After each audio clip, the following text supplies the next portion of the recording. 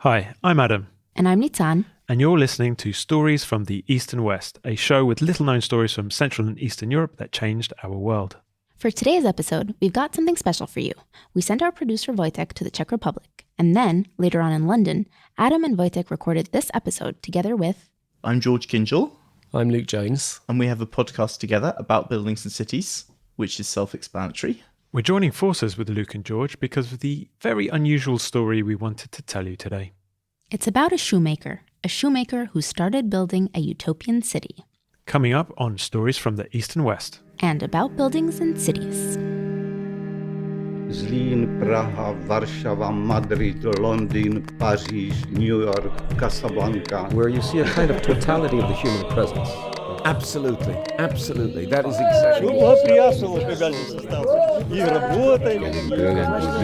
Tak jak my w życiu, nigdy do końca nie ma odpowiedzi i nie będzie. To jest takie...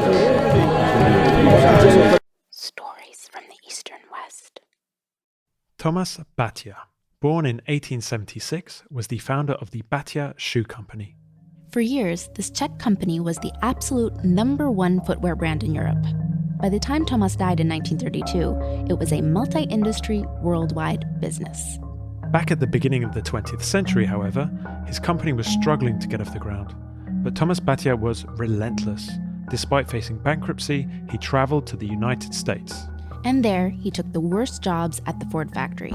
He learned all about capitalism, efficiency, motivation, and he truly internalized the sky is the limit attitude and returned to the Czech Republic to make use of it. Except the sky was never the limit for him. Famously, the day that really changed everything was the day he ran out of leather. He decided to start making a new kind of low-price shoe, one made out of canvas. It turned out to be exactly what people were waiting for. The shoes went down in history as batówki, and they gave Thomas Batian enough capital to turn his workshop into a serious enterprise with factories and thousands of workers. That's pretty much when Batian said, "I'm not here to build the company, but to build a new man." To build not company, but build the people. And set out to change the whole world around him. Starting from the way his company worked, through redesigning the very city he lived in, he went as far as attempting to change the very way his employees lived too. He started building his brave new world around his factories in Zlin. The idea was to turn Zlin into the ideal utopian city. And the utopian town is a great story. That's how they start as books, but it always has a story of how people are going to live, what's going to motivate them. It wants an ideology, Yes. but the ideology can be almost anything. Yeah. The oblong obelisk block surrounded by lots of little blocks can have like IBM on the top, or it can have a ham and sickle on the top, or a swastika on the top, or it can have batter on the top. It just needs a strong ideology. But in a way, the sort of symbolism of the idea, you can change them a bit, but what it says is we have an organizing principle. For Zlin, this ideology was work and progress. Our producer Wojciech went down to Zlin and interviewed a few experts on Batia's utopian principles. The first you heard earlier, quoting Batian. Pavel Velev, director of Thomas Bata Foundation. Pavel swiftly laid out the ground rules of the Batian system. First of all people working for Bata was entrepreneurs, not workers or staff only. And it was a serious thing, not just a slogan. There were two rock-steady pillars to this. Sharing of profit and loss. Every single worker was made to feel responsible for how the company was doing. How? Well, if you worked according to plan, you'd get your micro cut of the final profit. You was very well paid. However, if you didn't do it according to plan, you had to pay this loss. This financial responsibility was further reinforced by the second pillar, the autonomy of units. Every unit of the whole company was autonomous. It was responsible for meeting its quotas and financial plans, and self-governed to a significant extent. The only thing tying the whole company together were a set of plans and documents. The system worked perfectly. Very simple. All the documents in company was so simple that everybody had to understand. And the overriding rule above all other rules was We are doing everything for society. It's a service for society. that meant the community is more important than the individual. So we willingly give the system a certain right to control us. A classic feature of utopias, as George and Luke point out. Utopia can be anything, but it has to be controlled. Yeah, it has to be. It's got to be orderly, but that order can be imagined or constituted in all sorts of different ways. And it has to notionally be for the benefit of society. The Batian system was no different, but people could see Zlin was offering much better living conditions than anywhere else. And many, many people, thousands of people, wanted to work for Bata. Before Batia, Zlin was basically a small, poor village with most of the people working in agriculture. By the 1930s, it was a big town with over 25,000 inhabitants, where company workers earned twice as much as people doing the same jobs elsewhere. But the place did also attempt to control people's lives.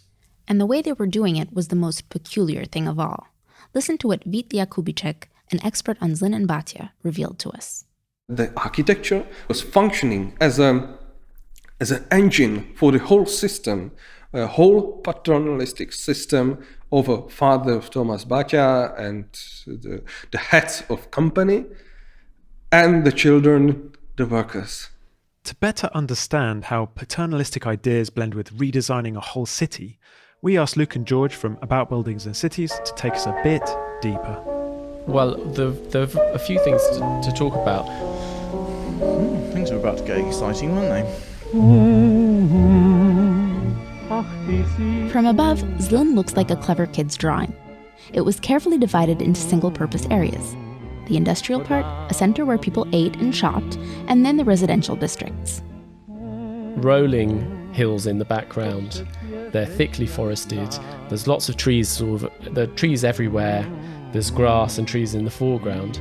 And then we have these sharply delineated diagonal rows of identical little box Semis. dwellings. Yeah, There's a semi-detached. perfect London, which is semis. Everyone gets to live Semi-detached, in a yeah. house, joined to another house to make it look bigger.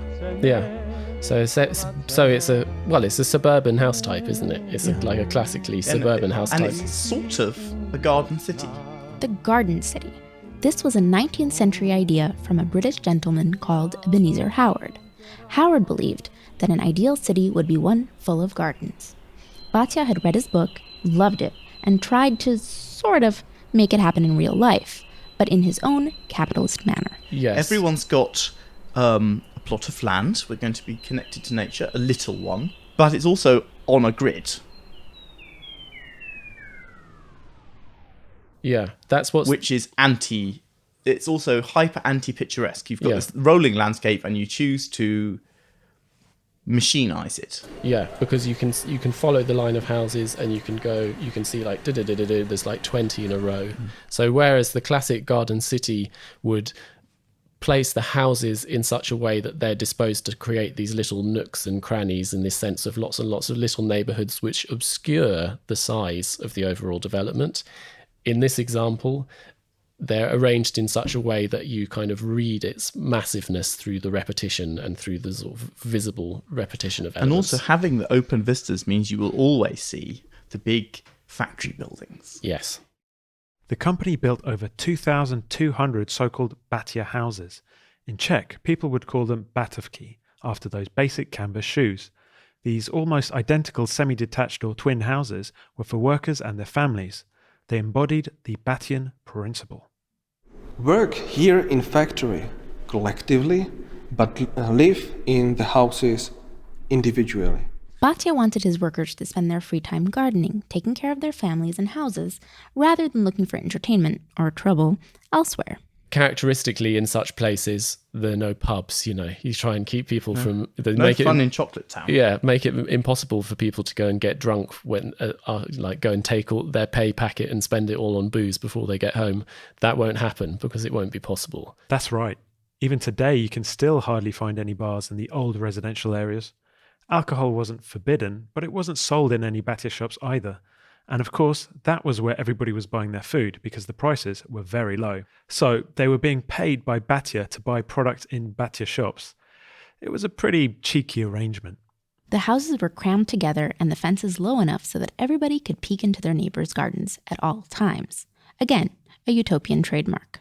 It's a bit North Korean. You've got to kind of clean up the streets and do the collective gardens. Yeah. And be jolly happy about it, and also spy on your neighbours. Yeah, and make sure that none of them are engaging in adultery or, and that's part of utopia too.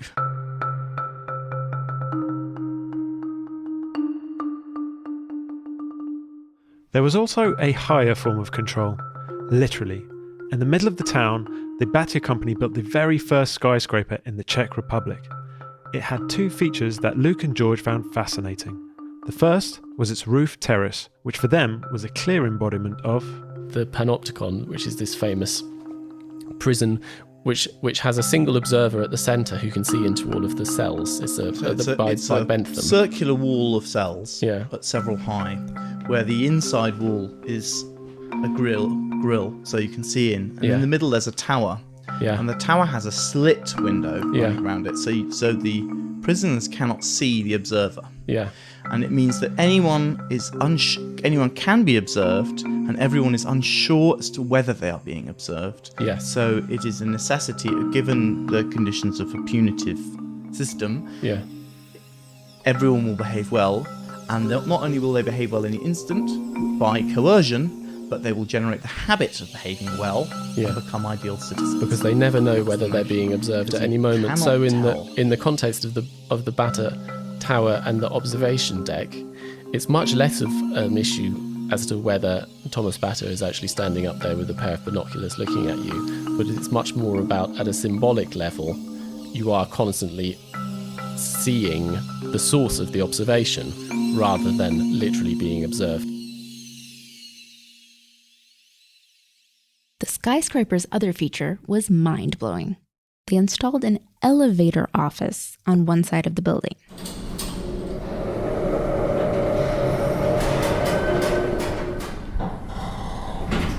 Yes, a regular-sized, fully furnished office, but in an elevator.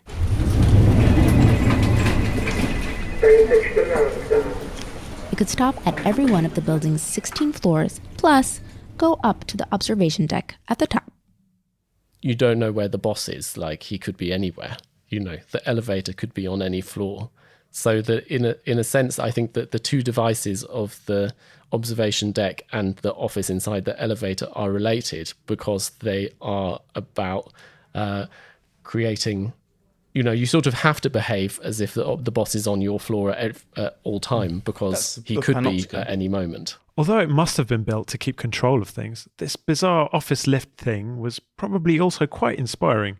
It was clearly an expression of Batia's modernist dreams. It's also amazingly cinematic. It really creates this idea of the crowd, King Vidor's, where the camera on this huge crane goes through the offices and sees the mass of people rushing around. And for the man steering everything, it creates, motion, speed as the presiding words of the interwar period, or even before the first bit of the 20th century. Yeah. We are accelerating, and the compound movement of all your office workers rushing around while you swoop creates this amazing sense of action and dynamism.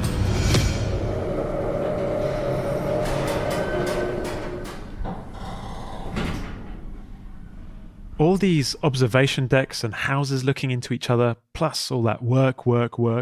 So far, you're probably thinking all this sounds like a terrible, oppressive system. Or maybe we're just trying to judge interwar Zlin from a present-day point of view.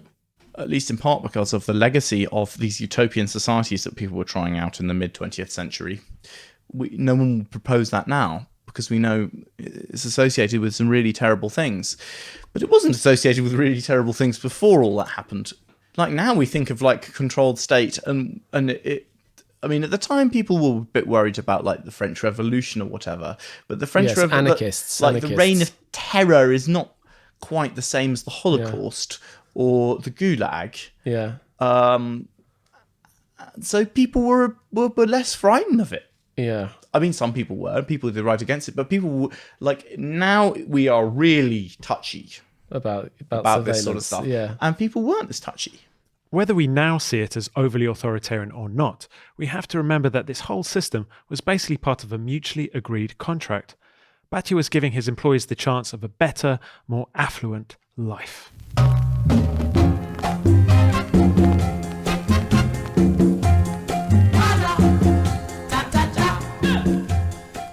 In Zlin you could live for 175 crowns a week. Nice life. And your salary was 500 crowns a week.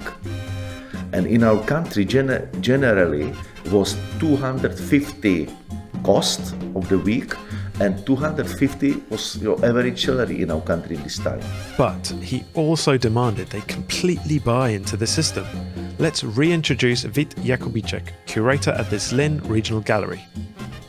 Despite the fact that I love Zlin, I love Batian, I would not imagine living under such conditions.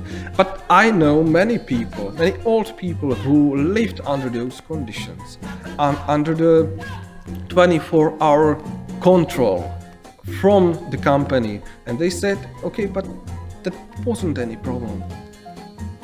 Some people did get sick of it all and left, but then others would come and replace them. Times were changing, and after the chaos of the Great War, people were looking for stability.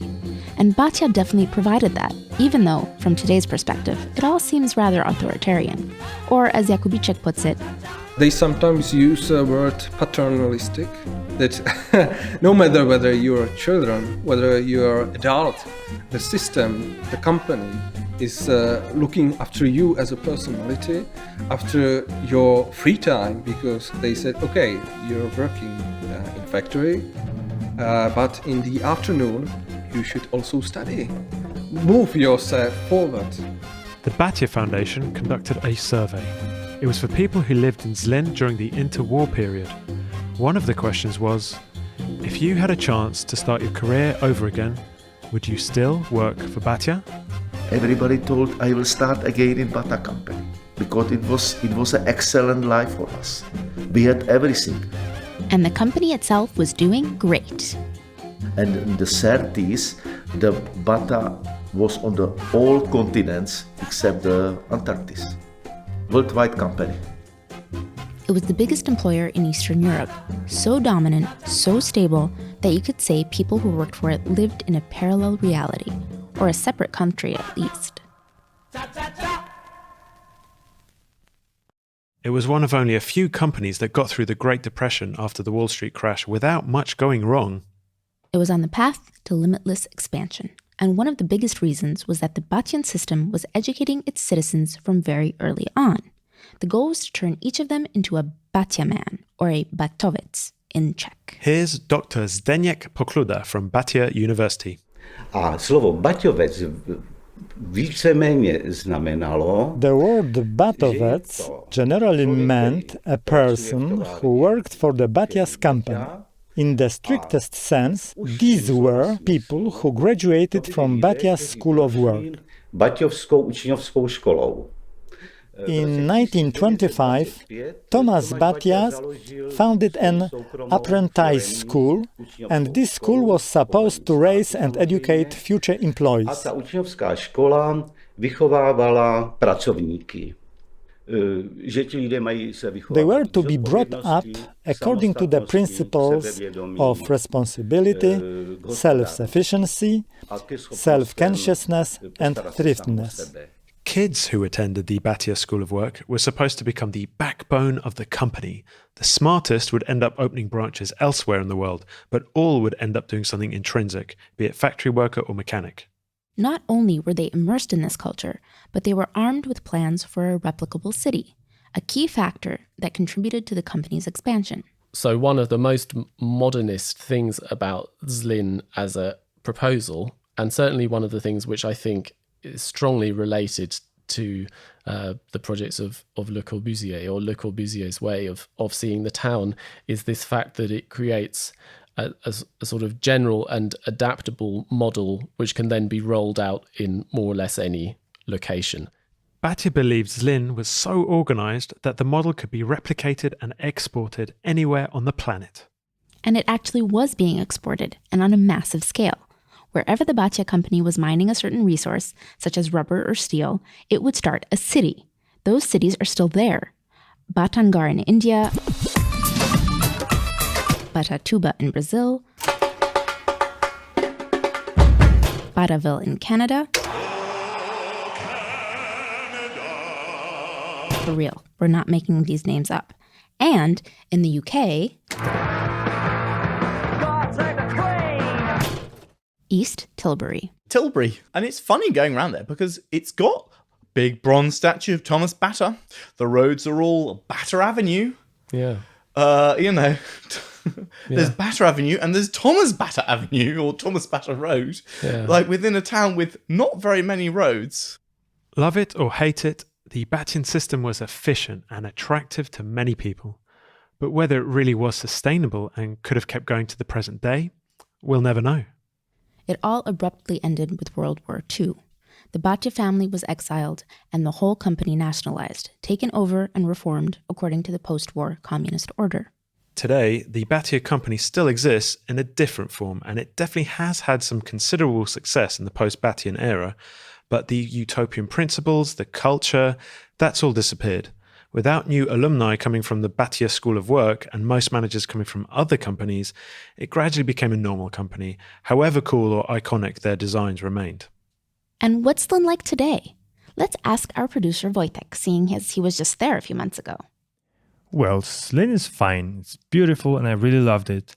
It still is a garden city. Jakubicek admits that it's going through a certain identity crisis. Unsurprisingly, the older generation seems to be very attached to the Batian myth, and the younger people are slightly more critical of it, looking for some sort of new post-Batian identity. Well, they still deeply respect this tradition, but they also want to move forward. And the most surprising thing is that the districts built by Batia are almost untouched. Like, they were so meticulously planned and so crammed that nobody, not even the communists who came later, could change them. And this is why visiting Zlin does feel a bit like time travel, going back to, the times when people deeply believed in the possibility of creating some sort of a better world. Like, not many would dare to do that now, after all the grim experiences later in the 20th century. Of course, Thomas Batia didn't have that baggage, and he had the courage to give it a go. And apart from being a business genius, he had one absolutely outstanding quality. Jestliže tady přijde Wolfgang Amadeus Mozart, if you took Wolfgang Amadeus Mozart and set him behind the piano, he'd write an opera. If you took the athlete Emil Zatopek, the Czechoslovakian Olympic gold medalist runner, and put him on a starting line, he would run and win the marathon. If you took Thomas Batia and put him in front of people, he would organize everything for them.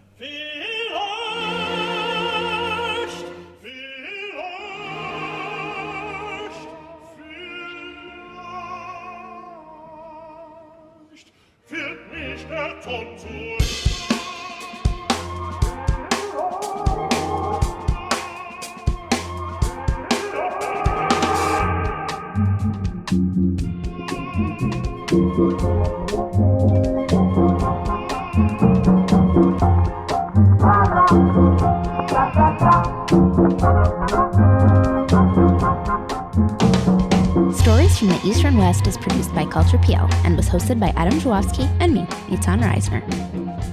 This episode was made in collaboration with About Buildings and Cities. It was written, produced and scored by Wojciech and edited by me, Adam Żuławski. Make sure to check out About Buildings and Cities wherever you get your podcasts. If architecture is your thing, we promise you'll love it. If you want to see notes from this episode, tap the show art in your app or go to sftew.com. There, you'll find photos of the buildings we talked about during the episode. And if you liked our show, Adam, what should people do?